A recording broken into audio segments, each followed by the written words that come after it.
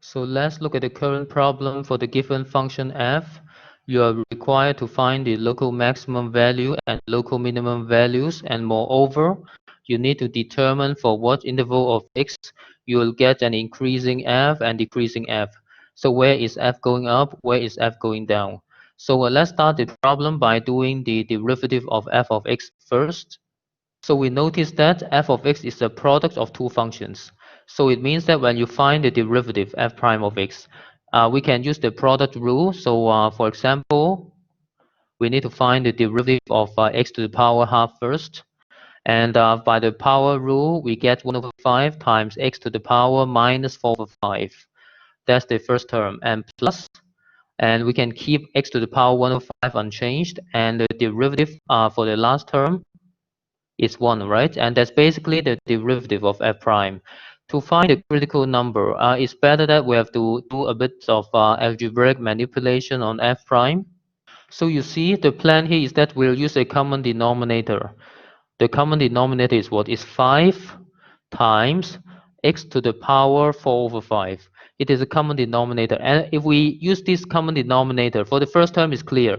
The numerator is just the same as x plus 6, right? But please think about the second term. Originally, you already have one term at the top, at the second term of the numerator, which is x to the power 1 over 5. But you need to multiply it to the whole common denominator like this. And now the common denominator is fixed.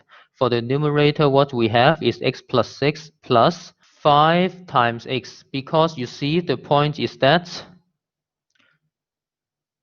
x to the power 1 over 5 times x to the power 4 over 5, which is the multiplication of these two terms. We can add the exponent together, you see. So it is the same as x to the power 1. So I'm talking about this. So now, let's go forward. We'll try to find the critical number for this f prime of x. You see, every time you find a critical number, there are actually two possibilities. One is that f prime is 0. The other one is that f prime is undefined. And for the first possibility, which is f prime equals 0, for a fraction here to be 0, which means the numerator should be 0. So the numerator now is 6x plus 6. We set it be 0. So it means x equals minus 1 is one of the critical number. How about the second possibility where f prime is undefined? F prime is undefined for this fraction whenever the denominator is 0. So I make the denominator 0, and it's obvious that the answer is x equals 0, right? And please go back to the original definition of f. You see, if you take a quick look at the original definition of f of x, we understand that the domain is for all x. Because for all x, this f of x is still well defined. So x equals 0, it should be included as one of the critical numbers. So basically, now you have two critical numbers. And from there, we can look at the sign table of prime. Because we have two critical numbers here, once again, for any sign table like this, we have to randomly choose one point for each interval. For example, you can choose f prime of minus 2 for the first interval. For the middle interval, you can choose f prime of minus 0.5. For the last interval, you can actually choose f prime of 1. And you are required to do this calculation, and you will see that. So after some computations, we'll have all the values we have in the box here, which is minus, positive, positive for the three intervals on the left-hand side.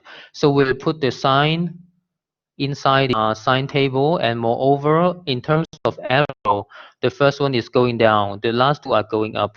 So please look at the sign table now and make the conclusion as the final answer to this problem. So you see, if you look at this sign table, we have only one local minimum because of this sign change around the point x equals minus 1. The arrow is changing like from going down to going up, so definitely a local minimum. Local minimum occurs when x is minus 1. And the y coordinate is f of minus 1 here. And you can do the calculation here. F of minus 1 is the same as minus 1 to the power 1 over 5 times minus 1 plus 6.